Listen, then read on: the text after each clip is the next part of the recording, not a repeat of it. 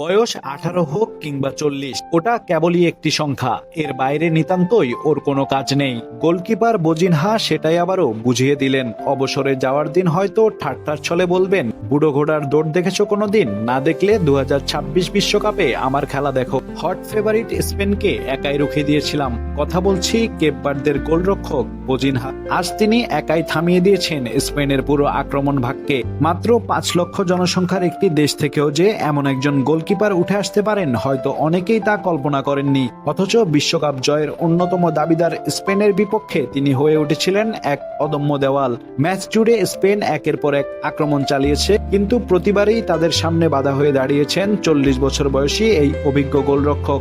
Spain যেন বুঝতেই পারছিল না কিভাবে তাকে পরাস্ত করা যায়। হয়তো তারা ভেবেছিল কেপ ভার্দেকে সহজেই হারিয়ে দিবে, কিন্তু কেপ ভার্দের হার না মানা মানসিকতা এবং গোলকিপার বজিনহার নির্ভরযোগ্য হাত সেই পরিকল্পনা ভেস্তে দেয়। ফুটবল মাঝে মাঝে এমন গল্প লিখে যা পরিসংখ্যান দিয়ে ব্যাখ্যা করা যায় না। আজকের গল্পটাও ঠিক তেমন। একদিকে বিশ্বকাপের অন্যতম ফেভারিট স্পেন, অন্যদিকে ছোট একটি দ্বীপরাষ্ট্র কেপ ভার্দে। আর সেই গল্পের নায়ক একজন 40 বছর বয়সী গোলরক্ষক। ইতিহাস হয়ে থাকবে কেপ ভার্দের এই লড়াই, ইতিহাস হয়ে থাকবেন বজিনহা, ছোট দেশের বড় তারকা।